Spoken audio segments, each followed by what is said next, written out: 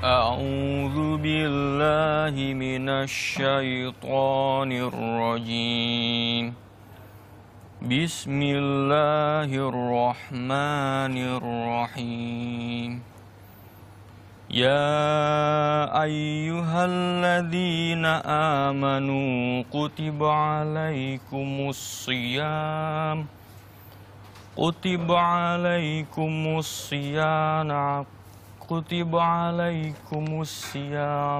كما كتب على الذين من قبلكم لعلكم تتقون.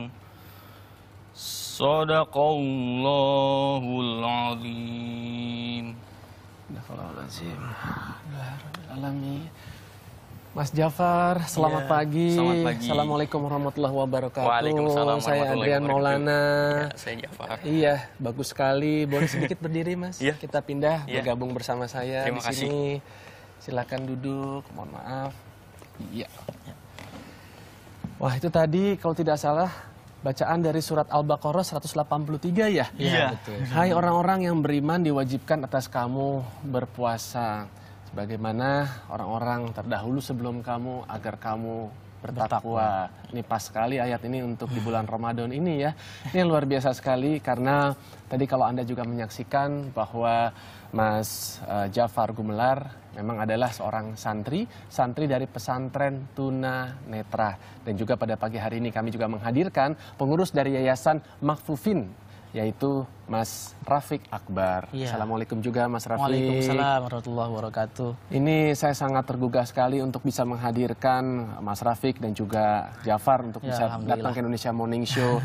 Ini asal muasalnya sampai bisa ada pesantren Makfufin ini bagaimana, Mas? Iya, almarhum Bapak Raden Halim Soleh, pendiri dari Yayasan Ratul Makfufin pada tahun 83 itu sangat kritis untuk mencari cara bagaimana agar teman-teman tunanetra ini dapat belajar membaca Al-Quran, Mas. Sehingga pada waktu itu masih sangat terbatas sekali media Al-Quran untuk tunanetra, sehingga beliau berinisiatif mendirikan sebuah yayasan yang menaungi tunanetra untuk belajar membaca Al-Quran begitu, dan sekaligus mencetaknya gitu. Oke, berarti menggunakan huruf Braille. Betul. Apa perbedaan cara membaca Al-Quran dengan kita membaca misalnya bacaan-bacaan tulisan yang umum seperti tulisan-tulisan Latin seperti itu?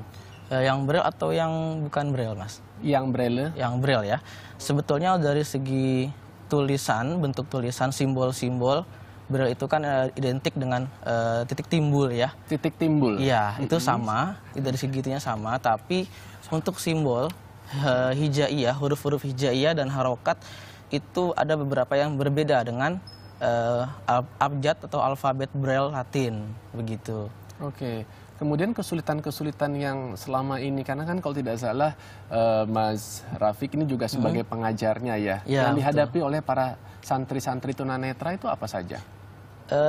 Kendala ya, untuk kendala sebetulnya relatif, tergantung nanti dari sejak kapan mereka menjadi tunanetra. Kalau mereka jadi tunanetranya sejak lahir, ditekankan mereka harus bisa dulu membaca Braille Latin. Seperti itu. Setelah lancar membaca Braille Latin, kita baru bisa tingkatkan untuk mengenali Arab Braille-nya. Seperti itu. Selain membaca, apakah juga diajarkan menulis? Iya. Kalau kita berpikirnya setelah mereka lancar membaca, mereka sudah mengenal ya huruf-hurufnya dan harokat-harokatnya. Otomatis mereka juga akan bisa menerapkan dalam sebuah tulisan. Begitu. Jadi jika sudah melancar membaca, mereka tinggal melancarkan saja penulisan-penulisannya. Betul. Dan juga yang di sini sangat unik, kalau kita membaca Al-Quran itu siogianya kan dari kanan menuju ke arah kiri. Iya, gitu ya. betul. Tapi sedangkan kalau yang di Al-Quran Braille ini kebalikannya ya, Mas? Betul, kebalikannya. Karena konsep mencetak Braille itu tercetak dari belakang kertas, Mas. Jadi penulisannya dari sebelah kanan, penulisannya ketika dilihat hasilnya, diraba hasilnya, itu dari sebelah kiri. Iya. Karena konsep dari belakang kertas. Ini di hadapan saya, di hadapan kita nih, Mas Jafar dan juga Mas Rafiq. Ini kita ada Al-Quran. Dan ini dilihat satu buku, satu juz. Wah, Betul. cukup banyak ya. Iya. Berarti kalau Al-Quran terdiri dari 30 juz, ada 30 buku. 30 jilid atau 30 buku, betul sekali. Oh, luar biasa. Mas, ini saya pengen tahu ya. Kalau Iya. tidak salah, katanya yayasan ini juga yang memproduksi Al-Quran Braille ini ya? Betul sekali. Kita memproduksi Al-Quran Braille sejak tahun 2000. Sebelumnya karena kita menggunakan sistem komputerisasi, sehingga kita harus membuat sebuah file master untuk mencetak Al-Quran Braille. Kita susun sejak tahun 94 hingga 99, baru selesai tahun 99, dan peluncuran pertama itu tahun 2000. Dan hingga sekarang kita sudah 2 kali mendapatkan tanda taskih atau tanda surat izin untuk mencetak Al-Quran Braille dari Kementerian Agama, Mas. Oke. Seperti itu. Dan saya dengar juga katanya Al-Quran ini sudah dikirim untuk ke luar negeri juga. Iya, alhamdulillah. Karena kita bagaimana permintaan saja ya dari waiting list. Tapi khususnya memang target kita kan di Indonesia dulu. Iya. Dari Aceh sampai terakhir ini ada waiting list ke Maluku. Kita belum realisasikan karena memang ongkos kirimnya sangat besar ya. Tapi mudah-mudahan segera direalisasikan. Selain itu kita pernah kirim ke Singapura, kita pernah kirim ke Afrika Selatan dan ke Turki. Nah, di pesantren ini penyandang tunanetra yang belajar, Iya. tentu ya harus memiliki apa ya, mungkin kan modal atau biaya untuk belajar mencetak Al-Quran ini Iya. gitu ya. Ini biayanya dari mana, Mas? Alhamdulillah selama ini kita sendiri sebenarnya tidak begitu mengerti dari mana biayanya. Insya Allah untuk kebaikan pasti Allah memberikan jalan, Mas ya. Jadi sebagian besar mayoritas memang dari masyarakat saja, Mas. Oh, Dari seperti donasi-donasinya kita lewat media sosial, lewat website dan sebagainya begitu. Baik. Mungkin kita akan lihat sebentar dalam tayangan berikut ini apa sih perbedaannya antara huruf-huruf di Hijaiyah biasa dengan huruf-huruf yang ada di Braille. Kita lihat dalam tayangan berikut.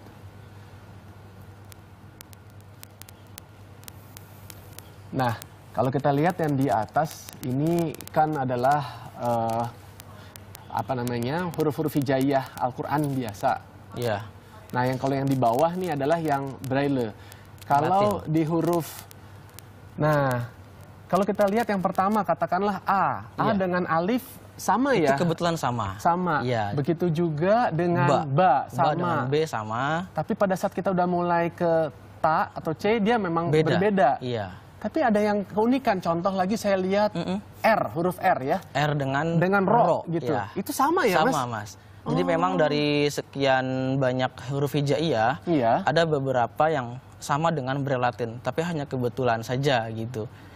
Seperti huruf tha, huruf kho itu berbeda dengan urutan alfabet Braille Latin, Mas. Iya. Seperti itu. juga huruf Z itu ya, Zai kan ya? Betul. Itu juga sama persis ya? Betul. Wah. Oleh karena itu yang tadi saya sampaikan, kalau sudah lancar Braille Latin, insya Allah Al-Quran Braille-nya jauh lebih cepat, Mas. Oh Nah, iya. karena sudah ada sebagian yang hafal. Seperti itu kan? Waduh, ini luar biasa Itu. sekali. Mas Jafar dan juga Mas Rafiq, Iya. terima kasih sekali ini Sama-sama. sudah berbagi nih bersama Sama-sama, kami, Mas. Terima inspirasi luar biasa buat kami di pagi hari ini dan juga menjadi motivasi sih khususnya buat saya pribadi dan juga kita Alhamdulillah. semua gitu yang lebih diberikan banyak kesempurnaan untuk Iya. mau mulai belajar membaca, mengkaji dan juga mentadaburi Al-Quran itu karena memang di Al-Quran itu banyak sekali keutamaan-keutamaannya seperti juga ada hadis Rasulullah SAW bersabda, bacalah Al-Quran karena sesungguhnya dia akan datang pada hari kiamat sebagai pemberi syafaat kepada orang yang membacanya. Terima kasih sekali lagi, Mas. Salam juga buat kawan-kawan di pesantren. Insya Allah kita sampaikan. Dan